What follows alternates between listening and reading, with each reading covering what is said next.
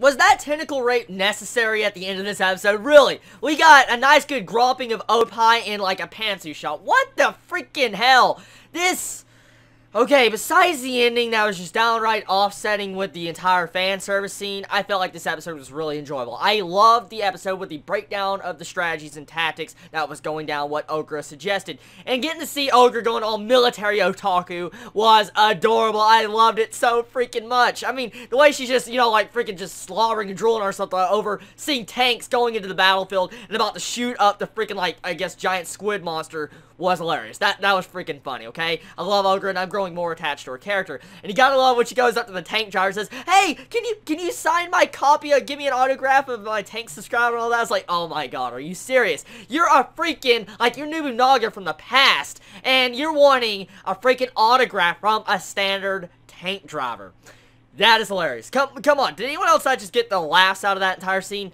Now, I'm going to tell you, this episode was enjoyable in many different factors, like I said, with the strategies, but I want to talk about another thing. We're starting to see how the evolutionary weapons are actually starting to see who the major threat is. They looked at Nobunaga, and they also looked at Jack. So, now that it knows what the true main enemies are, who is doing the most damage, that is interesting. The way the creature, whatever type of creature this is, came out of the water and grabbed Okra, and as we all know, did the tentacle rape to her. But exactly, this thing looked like it was talking. It looked like it was intelligent when we got to see it from its own visual eyesight. So, whatever it was saying, I know we couldn't understand. It sounded like a bunch of grumbling to all of us. But it might be the central brain of the entire evolutionary objects. Even if it's the brain, it could be possibly not the brain. It could be like some form of extension of the main brain that controls all the evolutionary objects or their leader. And since we're finally getting to the last bits of the series of Nobunagun, I feel like they're finally starting to reveal the major plot elements. Now, next episode is going to be the last episode. It is literally the final episode. So I've been saying this multiple times now. Do you think the ending is going to be good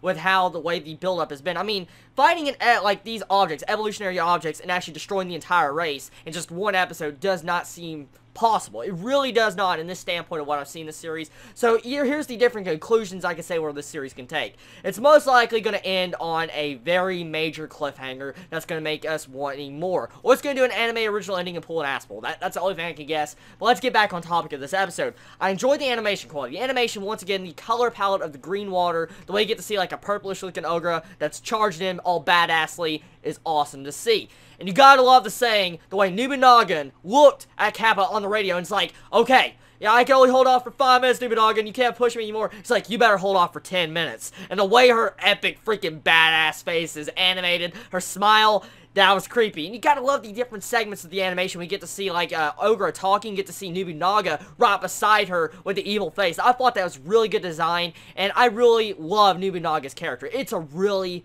good character, and I enjoy getting to see that. So really, this episode, I enjoyed it all around. There were some good action scenes, good music, and I felt like it was mainly the actual final build-up to the climax of the series.